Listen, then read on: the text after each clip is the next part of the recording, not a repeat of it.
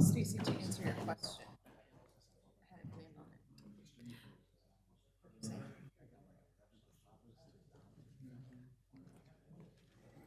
Good afternoon, everyone. It is 4:30, and we are going to go ahead and start our pre-meeting. We will be discussing additional retreat items that we didn't get to.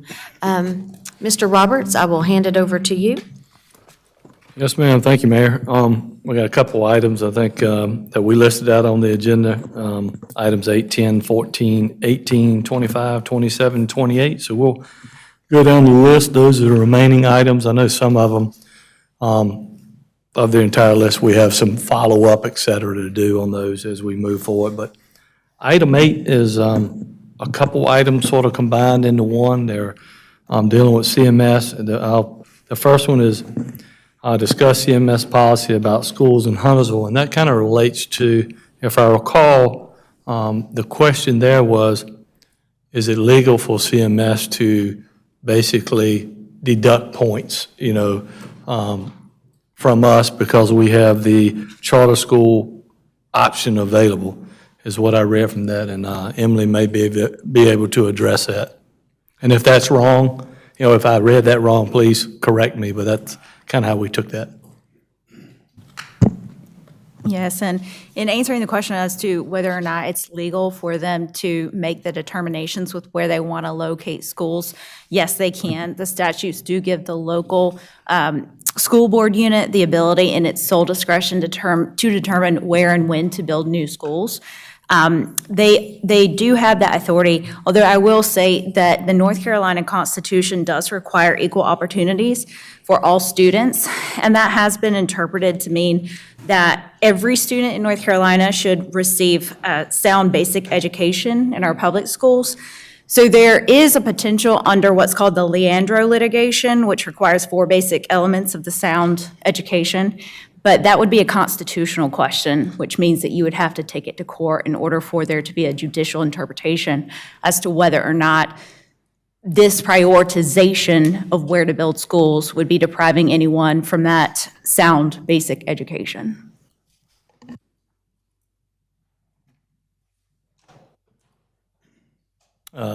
So continuing down that path, CMS rubric, and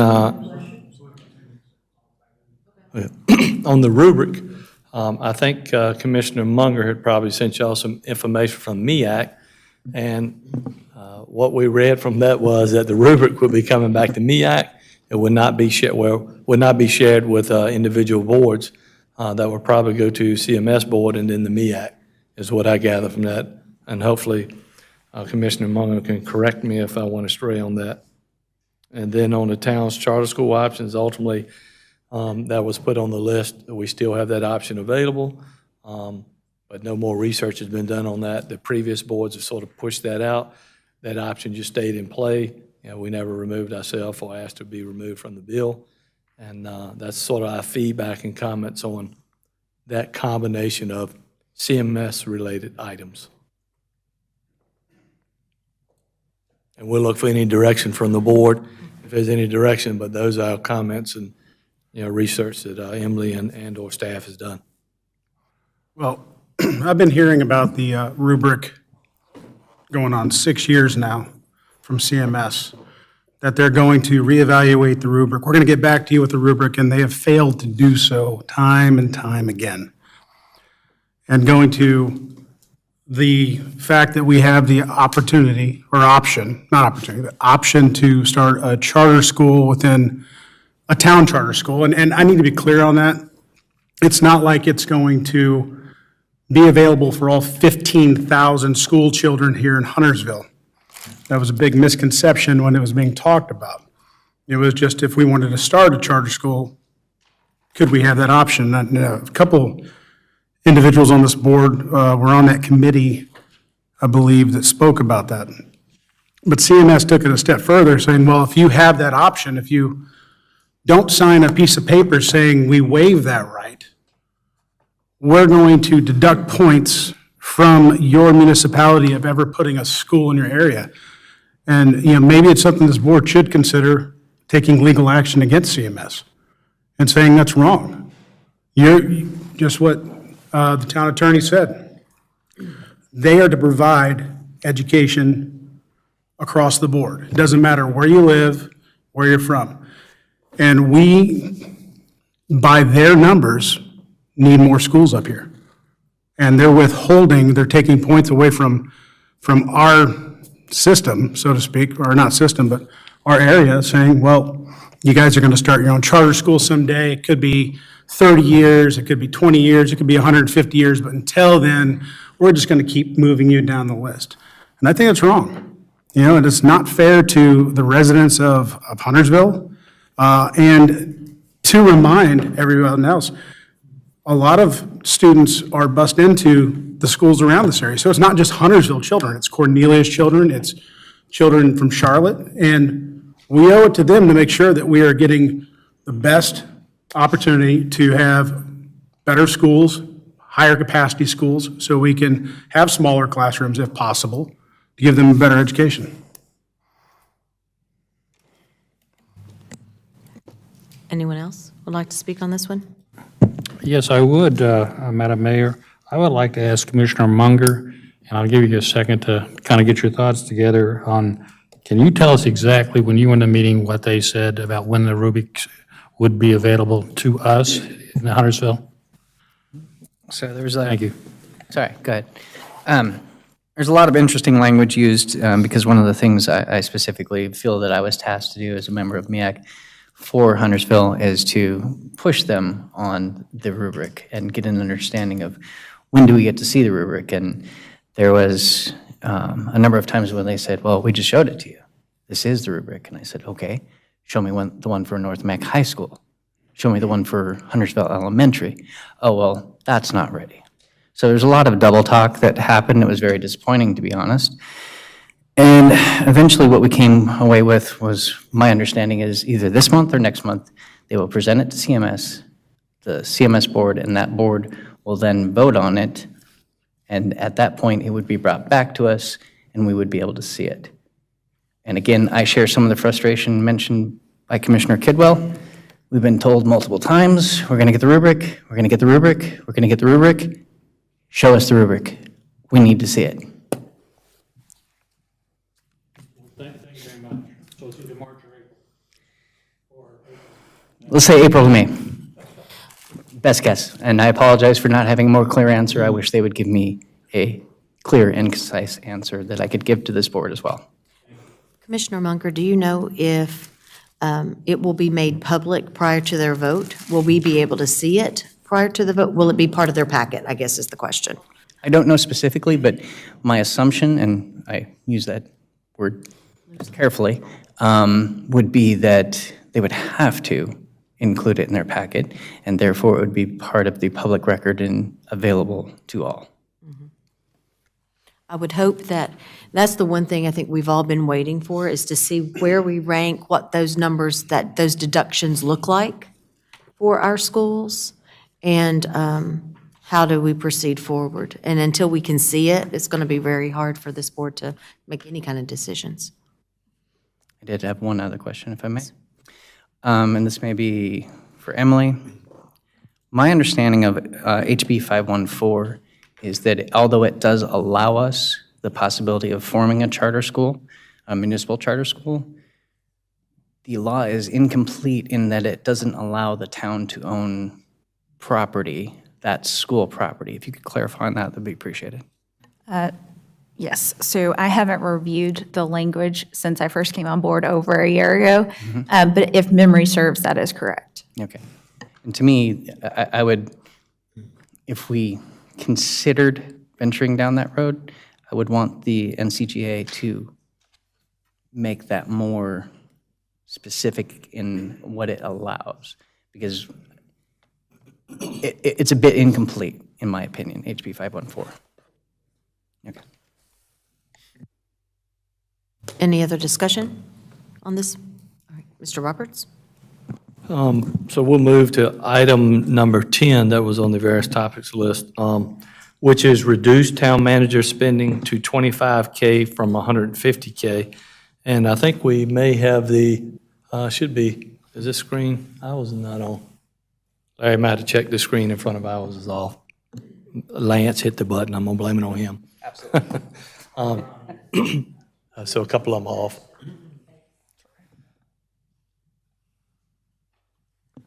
All right. It was you, Lance did it. But are those on over there? Same here, I think, too. It's probably me. So you should have the resolution delegating the authority toward certain contracts in front of you. And Emily and I will sort of tag team what this language was. But when I came on board, when the town board was looking at road projects specifically, at that time, they were looking at how can we somewhat speed up some of these projects? You know, how can we get things out of the ground fast and get them shovel-ready? And because you have RFQs that you may have to go through, requests for qualifications or proposals and things like that you have to go through. This policy doesn't allow you to skirt the laws, doesn't allow you to, if it's not budgeted for, Anthony to sign anything that's not budgeted for. What it does is it kind of helps speed up some of the processes, because if we're waiting to come back to the board, and it may be even a simple RFQ process, that stuff can take time away from getting it shovel-ready. And that was sort of the crux behind this policy that the board decided to adopt. And Emily can jump in. This is $300,000 is what, if you look at item, I guess it's near the bottom of the page 1, you'll see what the authority is. I think Emily and staff did some research, looked at other towns, and the board at that time said, well, you know, you got towns up to 500,000 or more, and you got some down in the $100,000 range. You know, the size of our town, let's kind of go in the middle and try this thing out and see how it works. And you'll see some language in here near the back that talks about anything above 50,000, make sure that finance brings back a quarterly report, or sooner or later, just depends on what the board wants. And then we're going to come back and take a look at this and see if this is what the board wants. That was the intent behind this policy, and I know I gave a very high level, but this is a board-adopted policy that really doesn't give me a whole lot of power if it's not budgeted for, and I can't break any laws and those kind of things. But Emily, jump in. Yeah, I'll just jump in. So actually, this is something that the town board had the previous town attorney researching and working towards developing even before I came on board. It was unfortunately one of the items that she was not able to complete before her departure. So Jacob and I did some additional research. Anthony is exactly correct. We took the middle of the road approach based on our jurisdiction size. It does not authorize avoiding the required bidding procedures that are statutorily prescribed. If it meets that threshold, the project still has to be bid out, subject to the statutes. Also, if you'll note, if it's something that the board has to approve legally, such as a sole source purchase, for example, it's still going to come to you all. Also, as Anthony mentioned, it has to be something that you all have already budgeted for that general category, so you approve the budget. So you do still have some approval in that regard. Anything over this threshold would still come to you. We did note that you all would receive status updates on anything over 50,000. And I would mention, too, that without this delegation in place, each and every contract would have to come to the board. Based on staff feedback, the ability to have this delegation in place, it allows them much more efficiency, the ability to avoid having to time up the contract execution with a board date. And that, in the past, has caused some issues, especially when the contract is in more of an emergent nature. So happy to answer any questions, but again, not trying to skirt any bidding requirements. Questions? Commissioner Kidwell? So this was on my list, and Anthony, I don't think you're trying to skirt requirements, and I know we are upheld by the law. However, I think it's, part of our due diligence to see every contract that comes up. So if it does mean a little extra work and a little extra time, so be it. That's, and I don't know how the rest of the board feels, but, if it's a $15,000 contract or a $150,000 contract. This board should be aware of it, you'd see it prior to the approval. In my previous time on the board, we reviewed contracts and we saw things in contracts that didn't make sense to us. This was pre-you, obviously, pre our current town attorney. And, kind of going back to that, just having and I'm not going to, it's not a blank check, but the authority to just say, okay, we're going to move down this path. You mentioned roads, and as this was skimmed up and down, I didn't see where this is specifically tied to road projects. So it could be any project. So if, I think it was, we're going to remove trees off of Gilead, which just happened. NCDOT did that, by the way, for those watching from home. If you said, okay, it's going to be 20 grand, and we did it, then we didn't know about it, just kind of those things. That $20,000, and I'm just throwing out numbers here because taking down trees is a lot more than $20,000. But if it was, something like that, we at least have that knowledge and that ability to say whether we want to do that or not. So, I mentioned roads, and I think, what the intent behind that was, I know with a lot of the road projects and the different projects that Kevin and Stephen had going on, there's so many intricate details in there that, there could be engineering contracts, it could be right-of-way contracts and those things. And every time you bring those small things back, even though it may be budgeted for the entire project, let's just say the project is $1 million project, but there's small components in there. Every time you have to time that up to come to the board meeting, you could push back some of those projects months. So I think that was the intent behind the board at the time, to try to not slow down those projects, but it's within budget and those kind of things. But it's entirely up to the board. It's not going to hurt my feelings either way, whether it's $1 or $300,000 or whatever. That's entirely up to you, whatever y'all want. Commissioner Partee. Yeah, thank you, Mayor. There's a reason why we hire a town manager, town attorney, and professionals to run this town. And we entrust that they make the right decisions. We cannot, as a board, always nickel and dime our professionals that are running the town, because that is their expertise. That is not my expertise. And I entrust that they will present us with the right information so we can make the correct decisions. So therefore, I'm in favor of remaining this policy in which the town manager and our attorney had delivered to us. Anything else? I'd just add to that. Commissioner Partee, I understand what you're saying, but this isn't where we're seeing them before it happens, we're seeing it after the fact. So if it happens and then we disagree with how it was done, it's too late. But I'm one of 6, so it's what the board wants. Commissioner Munger. And I guess one of my understandings of anything that, Anthony, you do are allowed to approve up to the $150,000, just so I can understand it, make sure it is an already approved budget line item for a project that's we've already allocated funds for.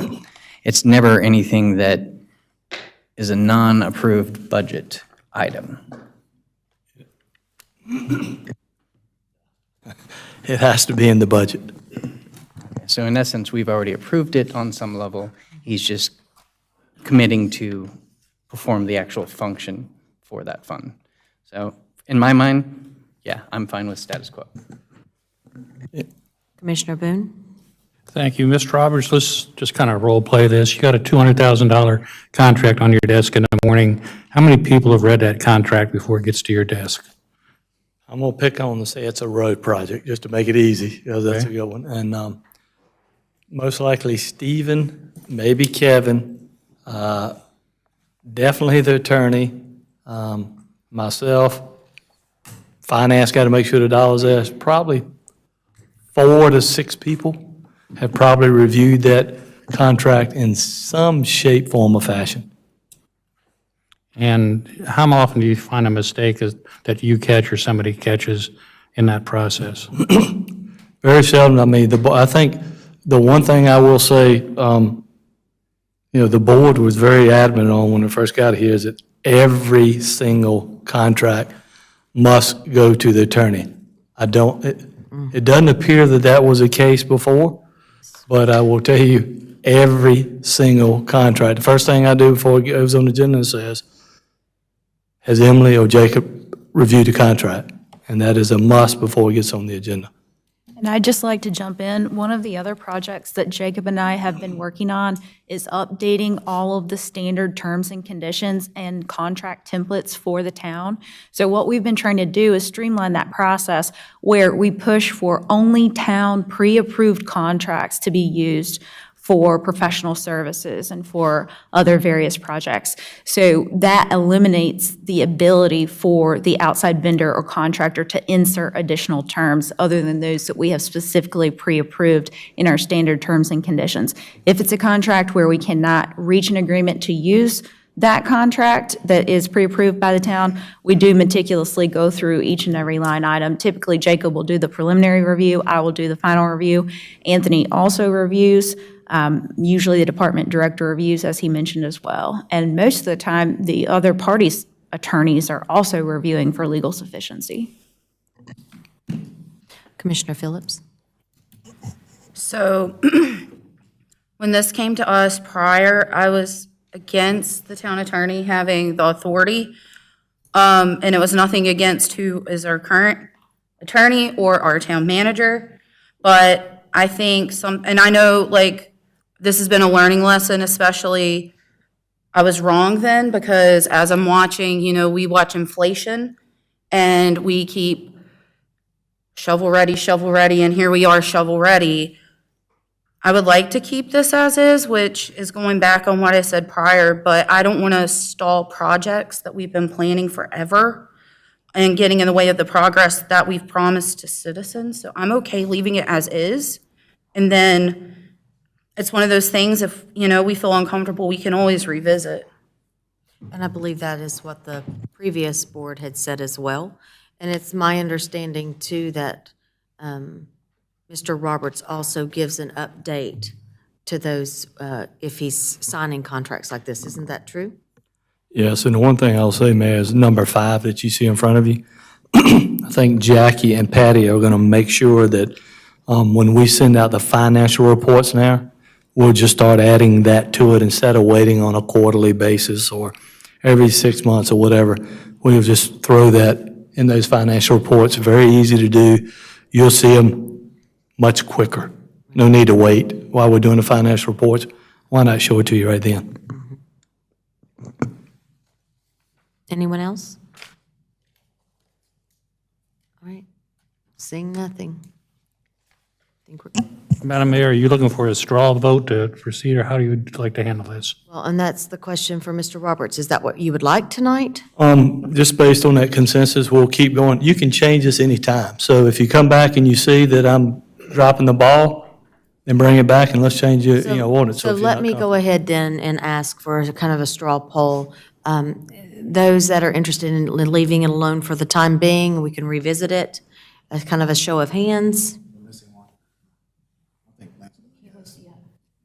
I think he'd already wait till he gets back. Okay.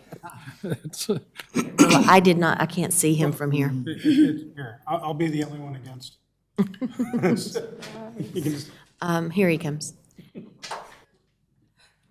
Commissioner say Munger, we're doing a straw poll to just confirm that we are good with leaving the contract situation as is for the time being, and we can revisit at another time if there are issues in the future. In favor. All right, so that would be a 5-1. All right, Mr. Roberts. So the next item is pass a non-discrimination ordinance.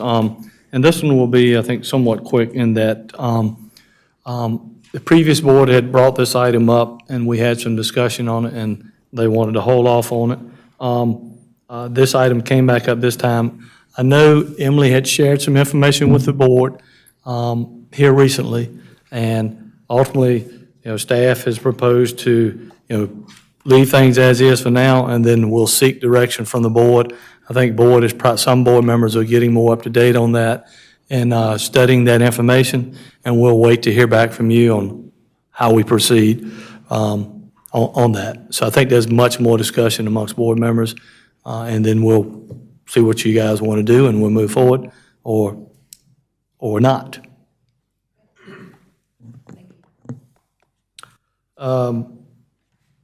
18, review the language on whether a citizen can serve on multiple committees and discuss applications for boards and committees. I know Emily's going to probably tackle sort of what our language says in front of us, but these are sort of two items combined together. I think one is, can you serve on multiple committees? And then I think there was some discussion on, well, how do we receive applications for the boards and committees? I'll sort of address the applications for boards and committees. That has probably varied over the years, and I'm going to pick on planning, for example. I know Jack and them will get tons of applications in, and some of those may stay over because there's maybe 2 appointments and we got 30 applications. They'll keep those over and recall those folks, but we will also put those back out. For instance, if a new board comes on, they may have folks that may be they know folks that may be interested, so we want to make sure that those folks are aware and can let those people know to apply. So not only do we have the stack that we already have and we recall those, but we will open it back up some period of time to get those applications in, and then the board can make that decision. That's how I would address the second part, but then Emily can address any type of resolution or policy we have in place for appointments. So the resolution that's on the screen was actually passed prior to me coming on board with the town. It sets the length of terms, term limits, as far as serving 2 consecutive terms, service limits, et cetera, for our appointed boards and committees. Can you scroll up, please, to the top, whoever has control? Thank you. So you'll see that it's specific to boards and commissions. It doesn't say anything about committees, but in all honesty, I would think that the intent was to cover all appointed boards, commissions, and committees. Regardless of what's in this particular resolution, though, I wanted to point out that the statutes themselves also limit the number of appointed offices that one can hold. So even though the committees may not be specifically listed out here, they would still be subject to the statutory limitations regarding the number of appointed offices that one may hold at one time. Are there any questions? Commissioner Kovacs? On the application process, have we, I know we talked about it at one retreat or the planning thing, but have we given more consideration to removing names from applications when they're provided to us as a That board? would be a board decision, I believe, would it not? Because we talked about it, but I would like for that to happen before our next, we talked about it, but I would like to see some action on that before we have the next set of people that we're going to have to appoint, which I assume is coming up soon. Is there any discussion on removing names off of applications?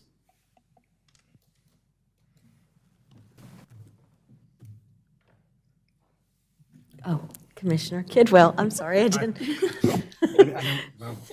You're like, here I am. This is something I brought up in the past. I still believe it's a good idea. When I review an application, I strike out the name right at the beginning. I'm looking at the qualifications of the individual, not who the individual is. I don't care where they live, as long as they live in the town of Huntersville, as a committee requires. I know one does not. And it does not matter to me what gender, race, or anything else. I just want to know I'm picking the right person for the right job.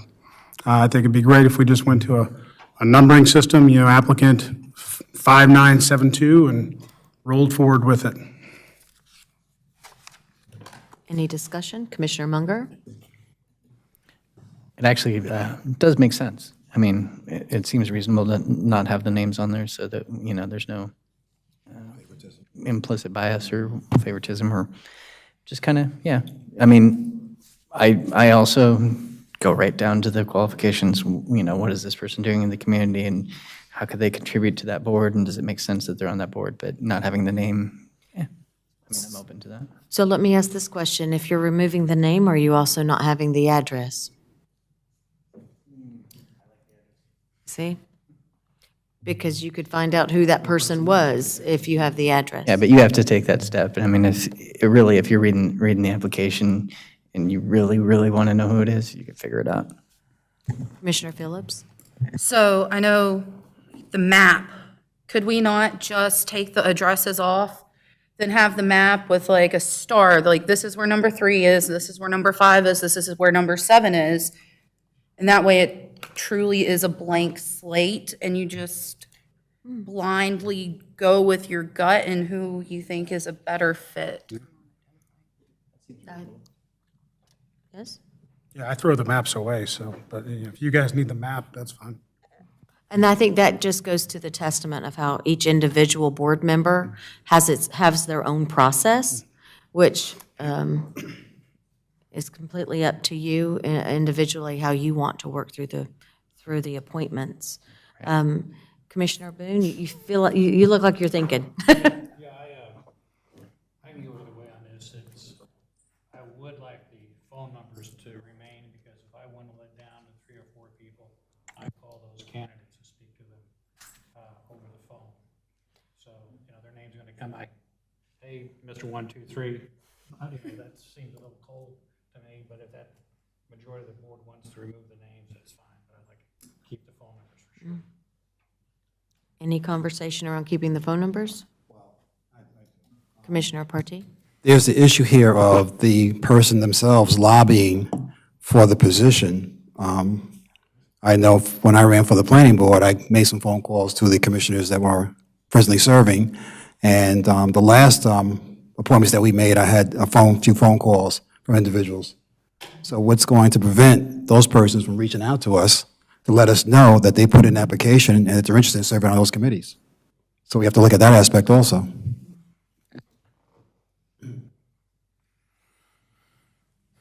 Anyone? I think it's up to like you said, it's a different process for everybody. Let's be honest, I like it because I look at the application, and I really don't necessarily need to talk to somebody. I go off what they've written, and you can tell who's passionate by what they've done in their past, and I roll with that. If you need to, if they call you, and they say, hey, I've applied, hey, I appreciate it. You can either say, I'm reviewing the applications, thanks for the call, or you can have hey, meet me for coffee, let's get to know each other type of thing. And everybody's got a different process. But I think removing the names right off the bat keeps it from saying, hey, that's my friend, or that person donated to my campaign, so I'm definitely going to support them. Or that person, man, they are at every meeting, or that person is this or that. It just removes it. It's applicant 5329. Wow, 5329's got a great resume for this, and 5328, I'm sorry, I just don't think you have the skills for planning board, but you'd be great on Parks and Rec.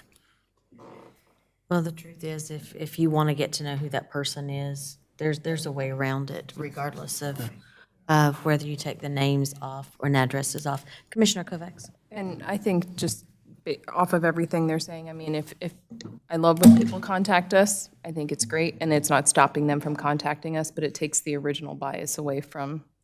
And then if people dig deeper, that's wonderful, and I appreciate it and welcome it, and if they don't, then, like I said, it just takes away that initial. Commissioner Boone? What do you do when somebody's on a board and they reapply? They take their name off, and then you look at how many meetings they missed. We had a situation like this on an assignment not too long ago, that this person missed 4 or 5 meetings, and we wouldn't have known that unless we had a name. So how do you handle that? Great question. Commissioner Munger? Yeah, I would suggest or be open to the possibility of instituting a rule. If you miss 20%, 25% of meetings, you are not We have that allowed. rule, Okay. correct? Yeah, it's a lot. A lot of the individual bylaws and rules of procedure have specific requirements for attendance. And if I'm not mistaken, I thought there was actually a paragraph in this resolution as well. Well, I know it's in the specific rules themselves, that there are standards there. Would it prevent them from reapplying? It would be something that the board can take into consideration when they are making the appointments. Okay. So, I mean, I would think if you're removed from a board or you're a candidate to be removed from a board, your application is Rejected. rejected. My opinion. In the case, the chair of that particular committee would let the board know if somebody's missed more than, I'm guessing here, 25% of the meeting in a 12-month period. And then we would replace that person for that the remainder of their term. But I guess what I'm saying is, and I hear you, if we failed to act and/or if that person reapplied, I would suggest that we reject it based on past performance. That works. So my question to the board is, would you like to make these changes? Do you want to do these permanent, like as a fixture, or do you want to test it out? Do you know, test it out for 6 to 12 months, or what do you want to do? I'm asking. Commissioner Phillips? I mean, if we're going to talk about making changes, I would like to revisit term limits, because the ones of us sitting up here don't have term limits. And I think it's kind of, unfair that the people who serve for free don't have the same rules that we have. Like, we're protected by the legislator. And if you have certain people, like a gentleman sitting in this audience who serves our community and does a great job, why would we penalize them? Because I feel like if someone's not doing a good job, we kind of weed them out just like voters weed us out. Because there are people who have offered this town their time, their education, and I hate the thought of time getting in the way of us having the best of the best helping us along this journey. Commissioner Kidwell? So, Commissioner Phillips, actually, I think I was serving with Commissioner Boone at the time. May or may not have been serving with you when we implemented the policy for attendance for our committees and boards. And what had happened basically is we did have an individual who had served a lot, you know, for the community, but in that late period had missed 60% of the meetings. And the board at that time found that while we appreciate that they had in the past served and, you know, for free and done some good for the community serving on these boards, that their lack of being there was slowing down that board. It was, you know, it wasn't giving it its full power to give us the recommendations. You know, and I think that's why we have this policy, is if an individual starts off like gangbusters, it's like hiring a new employee. You know, that first 30 days, they are rocking and rolling. You know, 30 to 60, you kind of see a slowdown, and then 60 to 90, that's where you really see if that guy or lady is going to work out in your job, in the job. And it's the same thing here. You know, they may start off by they're there, they're engaged, they're there, they're engaged, and then come 6 months into the position, I can miss this meeting, that's okay. Well, I can miss the next meeting, yeah, that's okay. Next thing you know, within that year, they've missed 4 meetings or 5 meetings, and it's putting a burden on everyone else who's still fired up and going forward. But if we do the percentages and that being something that rejects their application, then that's solving that problem, and I feel like we're penalizing the good eggs because of a few bad eggs with the term limits. Commissioner Boone? Let me talk from experience here. I've been on the planning board, I misunderstood you. and the chair at the time had been there for 15 years. Thank you. I've been on the planning board, and the chair at the time had been there for 15 years. And one of the first questions that I asked being a new member is, well, we don't do it that way. And that kind of slowed me down for a little while. But we've got to be bringing, 6 years is a long time to be on a committee in this town. We've got good people ready to take their place. I think we need to keep this term limits, even though my term limits are the voters. If they don't like what I'm doing, I'm out of a job. So I like the way the system's run now. 2 consecutive terms, take a year off and come back. Anyone else? So where are we? So Mayor, I mean, we can try to wrestle this out here, or if we need to take this item up at a different time or pre-meeting, that's up to y'all. Just let us know how you want to handle that. What I thought I heard on, for the most part, consensus was removing names off the application. Other than that, I'm not sure. Did I not hear remove the names and addresses? Yes. But leave the map with the generic star of kind of where they're located? And go from there? Do I have consensus? Yes. I do have consensus, so yes, 6-0. Lance, do you have a question, or was that a? I do have a question, because I'm going to circle back to the beginning, which was someone serving on multiple boards. Yes. Yeah. Which we did not tackle. Because, again, I'm going to point out the gentleman in the crowd. Frank, you're a treasure to this city. Frank serves on two committees. Is that not what part of the subject matter that we were trying to address here? And we do have other people who sit on committees that also serve on, like, the Downtown Planning Steering Committee. And just trying to understand, we have exceptions to the rule, and how is that working? We do have the exceptions in regards to the ex officio appointments.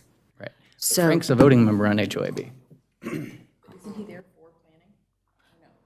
but he's representing planning on HOAB? He's ex officio in that HOAB role. But he does vote. His vote is counted, correct? And ex officio members can still vote. But I can't. Correct. Correct. Well, that was because those edits had been put in place beforehand and to transition you off the voting roll. And I'm fine with it. I'm throwing things out there that I thought were meant to be addressed by this particular topic.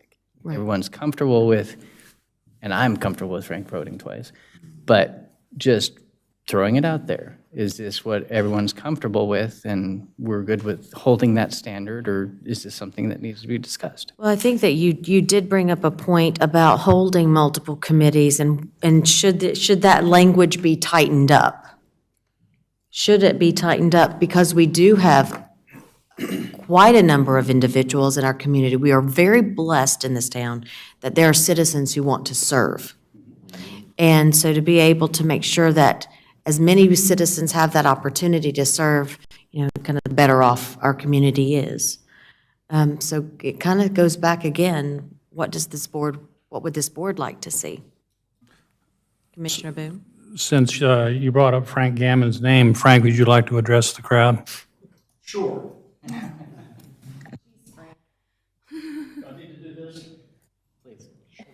Yes, so we can hear you. I think you can hear me anyway. Yeah, I made a couple of notes. The first one, I want to go back to something else you were talking about, and that's about, I'll tell you, I haven't tried it recently, but I have gone online. Sometimes I Google myself, how you check things. My application for the planning board popped up. And I said, really? And I started popping, and I got everybody's applications to read. And then the next time people applied, I did the same thing. I said, it's there. So, yeah, I don't know if it's still coming up, because I haven't looked recently because I don't care.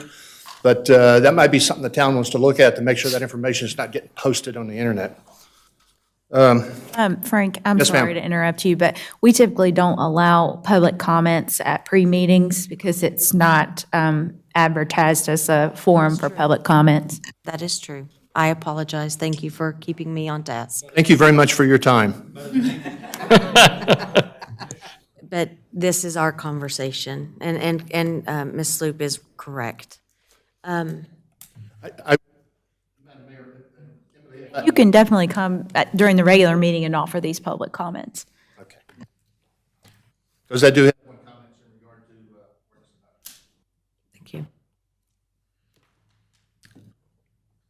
Mr. Roberts?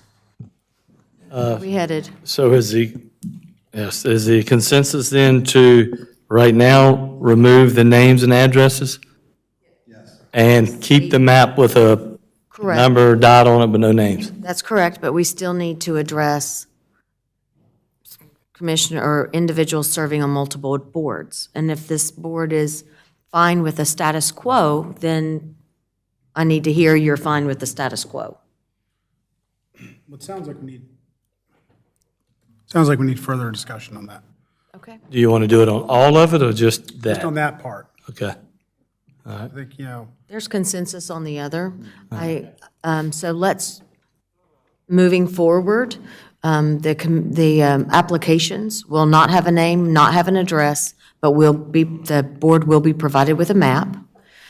So that kind of A will be taken off the list, and then we'll revisit the item B, which is, do we want to have citizens serving on multiple boards? And I would assume, Mayor, just to make sure we as staff get it right, so let's just say the board appoints applicant 1 and applicant 2. Is Janet or someone gonna, at the end of that, say, well, applicant 1 is John Doe and applicant 2 is Susie? So that obviously the public knows who's 1 and 2 and all Correct. that. Okay, just making sure that someone, I assume, reads that name out at the end to make sure. Well, and I think that is actually an interesting point, because as we tally and do the appointments, how does that then work? Do we get to item or individual with number 2 has, 5 votes, and then we announce the name, so Janet would kind of have the list over there? Or you can, she can give you a key, and then when we're done. Give me say, the key, okay, yes. Number 4 is blank, da-da-da, da-da-da. Okay, would that work for you, Janet? Okay. Commissioner Boone? You're going to have to have the names when you make the motion, Correct. so just, So I would have to, it would have to be unlocked. We'll figure it out. Yes, it is. Doesn't work, we'll blame it on Emily. Speaking of Emily, I did just want to point one thing out, just so we're all clear. As I mentioned earlier, there are statutory limits on how many appointed roles that one can have. So I just want us to keep that in mind. So when we're considering changes to this resolution or another policy that we may come up with, I don't want to have misconceptions that we can exceed that number. So that's what I was. Yes, so you can hold 1 elective and 1 appointive office at the same time, and that does not include ex officio positions, or you can hold 2 appointive positions at the same time. And our policy limits it to 1, which you can do locally, meaning you can have more stringent policies locally, but you cannot exceed the statutory limit. what's the date on that, if you have it? The date of the statute? Yes.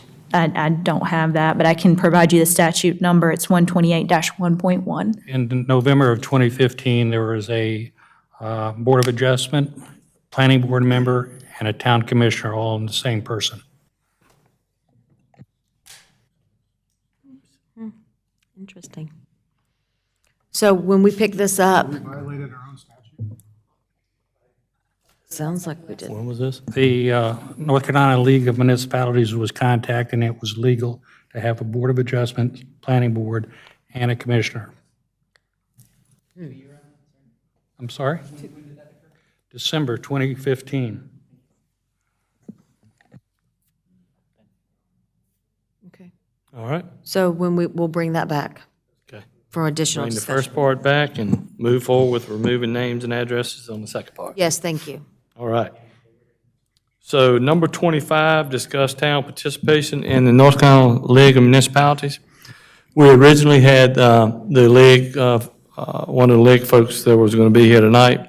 We pushed that out. We thought that we may have plenty of stuff on the agenda. So I would say, let's wait. I think we will have someone here either at one of the next 2 meetings. Correct. Oh, this was something I actually brought up, and, I'm curious, what does it cost us to be in the league? I got that right here. One if Jackie can pull it out. I'm kidding. I've got it right here, so I was messing with her. She'll It's know next actually, time. I would, if she would have quoted it, I would have felt bad. 2022, that number is $37,143. Did you know it? She probably, I knew I figured she'd get it to the penny, but Good question on that.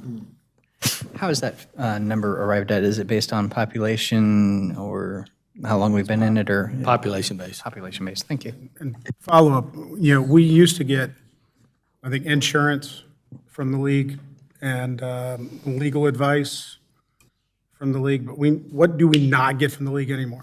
So right We now, dropped the insurance. the insurance, we're not using right now, but they will probably rebid this go around. We continue to look at, our best options. In the pool, sometimes when you're in the league pool, if you've got let's see, some towns that have a lot of bad claims, when you're in that pool, you get a bad price. So we look at options of what's best for the town. And sometimes the insurance may be, for example, my understanding Cornelius just went back to the league. When I was there, we pulled out of the league. So, and I asked the question wrong. So what services do they provide us currently for $37,000?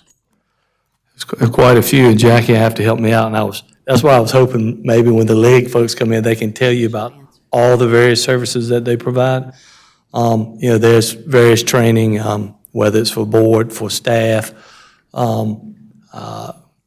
Yes, we do. You don't have to answer that. Maybe you could, Jackie, you can follow up with an email of what services are provided for that $37,000 membership fee. And Rose Williams, who's the executive director of the league, is the person who will be coming to give us a presentation, so she will be bringing that information as well.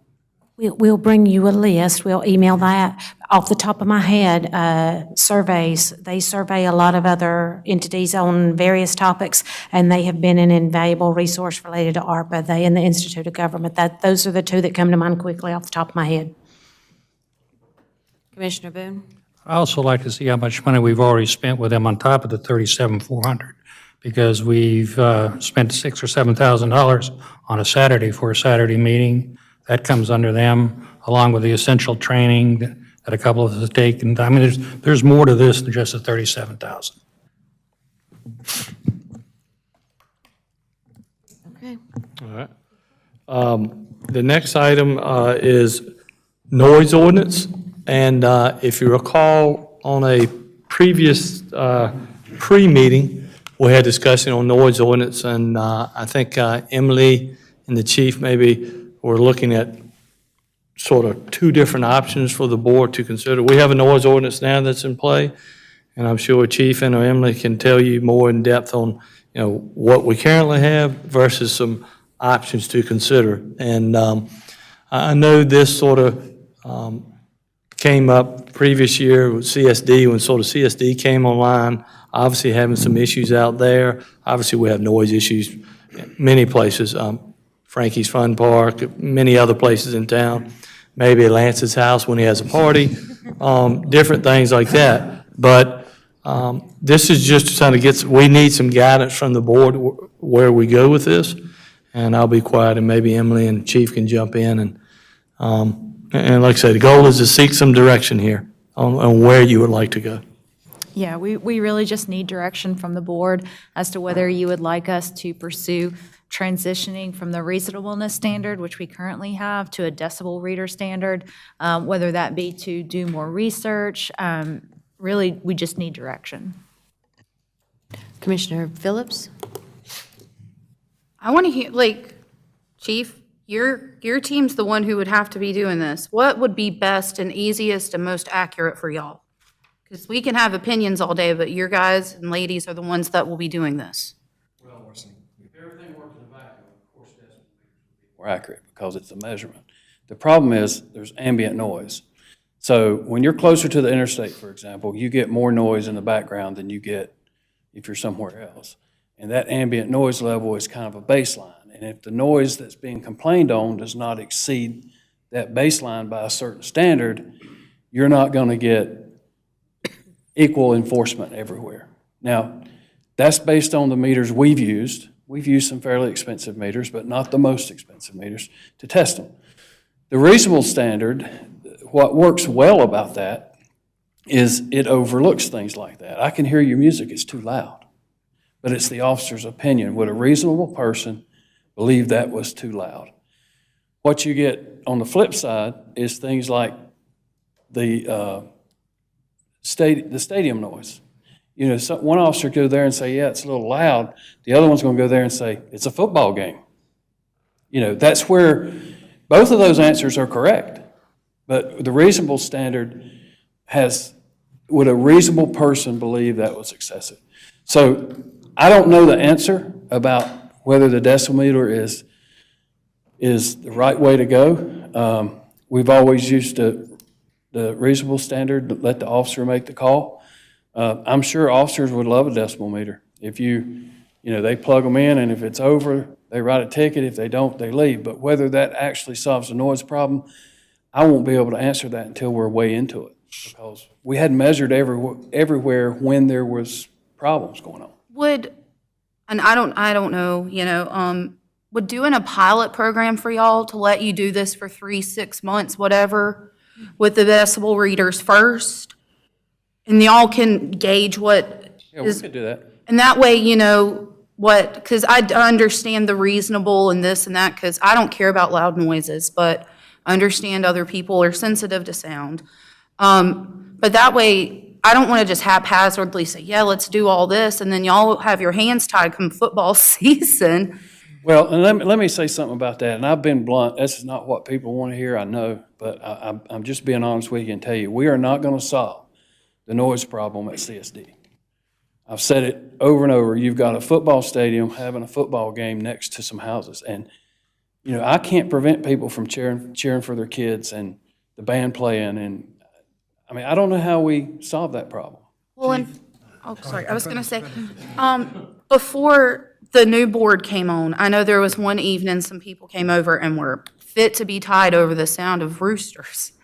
Yes. And that's a reasonable sound thing. To farm girl Stacy, that's the best sound in the world, but to somebody else, it's not. So maybe that's where the decibel reader, and then even, I got real in the weeds reading the noise ordinance, and my default really is always animal stuff.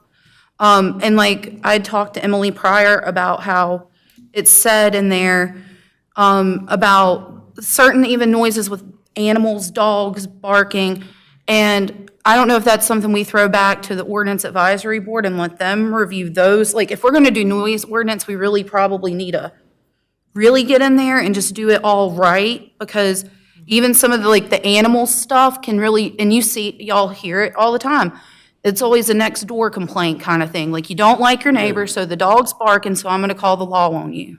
Well, if I can summarize, Mr. Pardee, right quick, where I'm at is, I think the reasonable standard, I think the decimal meter takes away the objectivity, the subjectivity of the officer, which, if that's what we want to do, that's fine. I don't necessarily think the subjectivity is a bad thing, because you go into one situation, that noise is a violation. In another situation, it may not be quite that bad, even though the decimal meter is the same, or it doesn't have the same impact. And I don't know how to tell you to answer that until maybe we do pilot it for a while. I'm was just going sorry, to see if we. Commissioner Kovacs had her hand okay, up I'm sorry. first. Commissioner Kovacs? I just want to say I like the idea of an absolute number to take out the subjectivity of it and just add it. I do like the suggestion of a pilot program to see how it works with y'all, because I know it's us asking you guys to do a lot. Yes. I'm sorry, I just wanted to provide a point of clarification. We can definitely do a pilot testing program, but we cannot issue citations based on those readings during the pilot testing program until we make the ordinance change. I just wanted to point that out. But I think that might be, and I know it's a little bit more work, but if our officers go out and they. Both. Yeah, but that way y'all, because I've had people come to me complaining about y'all over some of this stuff, and it's not your fault someone else is making noise. And with the climate in the world today, whatever we can do to make y'all's jobs a little bit easier, I think is a safe. I'm fine with doing both. We can we can enforce the reasonable standard just like we do now, and test with the decibel meters, and then compare notes on it later. And I would like I like to see that data, yes. But to what Commissioner Phillips said, this takes it away because when a resident comes to me and tells me this sound is too loud and I wasn't there, obviously I just have to go by what the officer who showed up. And it's not that I don't trust an officer, but like you said, like for instance, I might go out there and say, man, that's too loud. And Dan might go out there and say, that's not too loud. And we could be standing there at the same time. So it completely takes that away. But I also, when we were talking about noise ordinance previously, we had school events listed in there that they are not included in that, correct? Ms. Loop? Yes, we had gone through and compared other jurisdictions and their specific exemptions that they include, and that was one that we saw over and over to be included as an exemption, and so we did propose including that in our draft edits as well, whether we stick with reasonableness standard or whether we move towards the decibel reader standard. I personally am not comfortable with that exception, especially if it is right now for us one of the biggest problems. Because I know that we can't necessarily control crowds and things like that, but we can control the amplification used for people speaking, or, I mean, you don't need amplification for the band, for the people to hear the band, stuff like that. So the things that we can control, I would like to be able to control.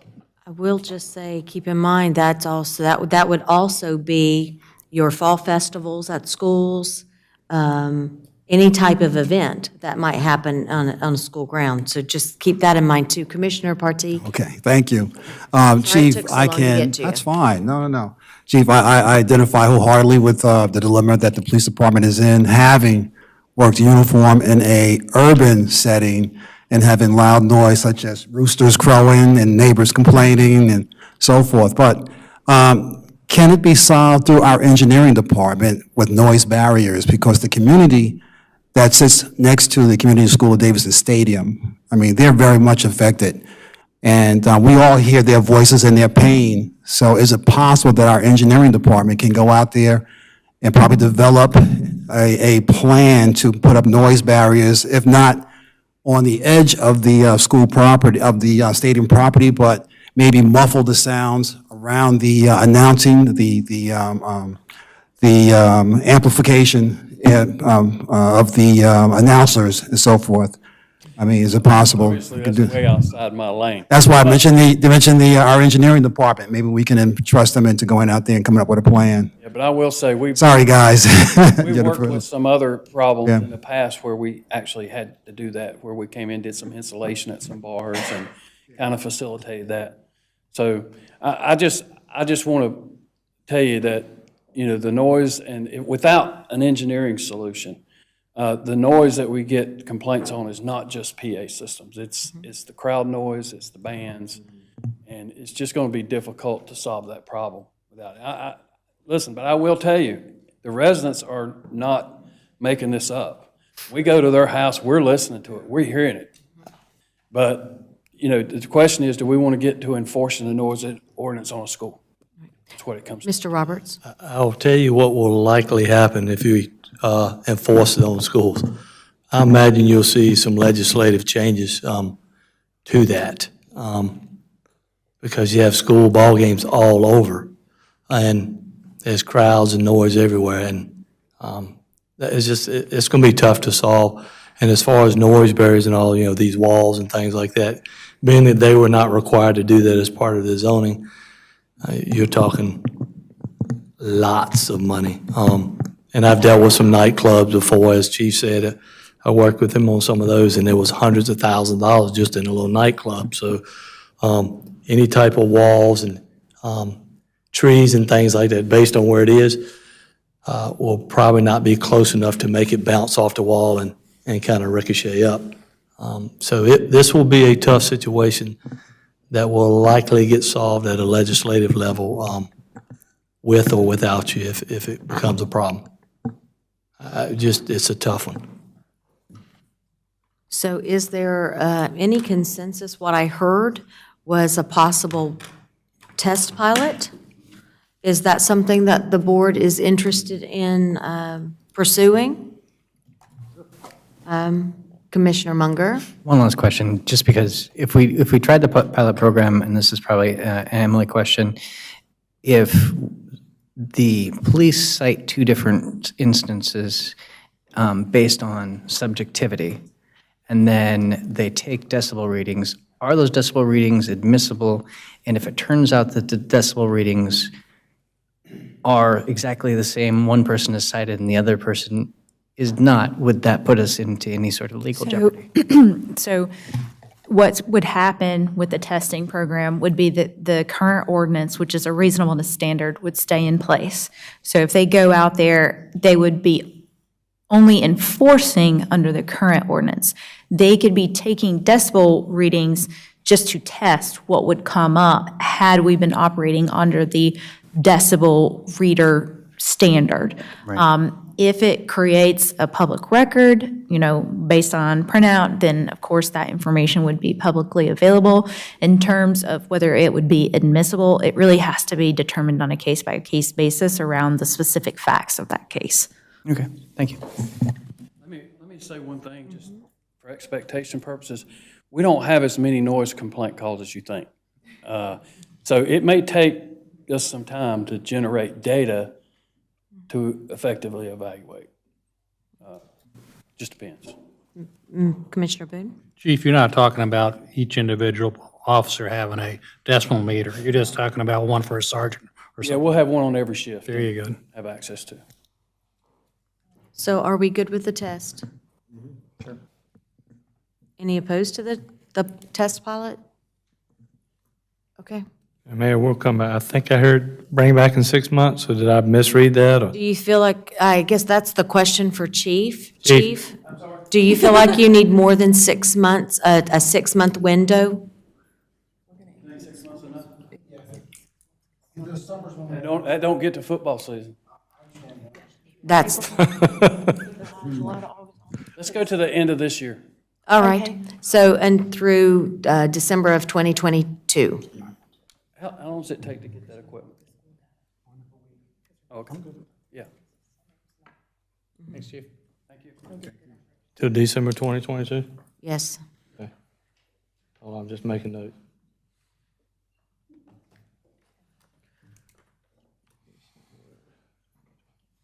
Okay, sorry, Mayor. The last one, lighting ordinance, probably piggybacked a little bit on the CSD. As you know, there's been some lighting issues out there. And maybe Brian can kind of give us hopefully a 8th grade version of the lighting ordinance, for me anyway. And maybe while you're up, also what's being done about CSD lighting, if that's okay, Mayor. Sure. Fine. We have two parts to our lighting ordinance. There's actually 3, but in practicality, you have site lighting, which is your parking lots and those types of things. And then we have sports or school-related lighting. That's what CSD falls under. For those situations, you're allowed to have 1/2 foot candle when you're up against non-residential. So if you had a football stadium next to a gas station, that could be a 1/2 foot candle at the property line. If you're adjacent to a residential subdivision, you can have 0.1 foot candles, so 1/10 of a foot candle there. CSD, they originally put their lighting out there. We asked for them to submit a lighting plan. Their lighting plan had the plan had 0 foot candles around the perimeter of the property. Got out there, obviously it wasn't the case, so they've had to call back their crew. There are very few crews who are out there installing lights at this time. At that time, that crew was over in Tennessee for 6 to 8 weeks. They came back just past the Christmas holiday, and a few weeks ago, it did some adjustments on those lights, and they've given us some preliminary feedback that shows that they are within our parameters, above the approved lighting plan, but still within our parameters. We've asked for them to provide us a certified engineering document, which they haven't gotten done yet, again, because lack of staffing on the lighting contractor.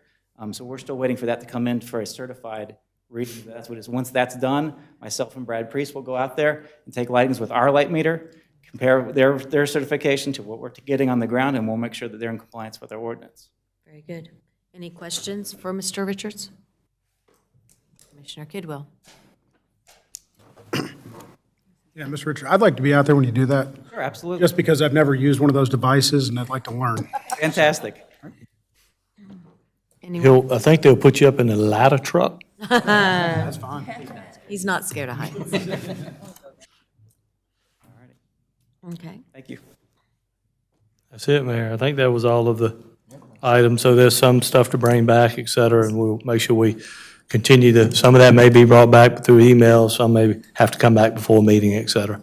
Sounds good. So then we have a 20-minute adjournment. We'll come back at 6 PM. Thank you.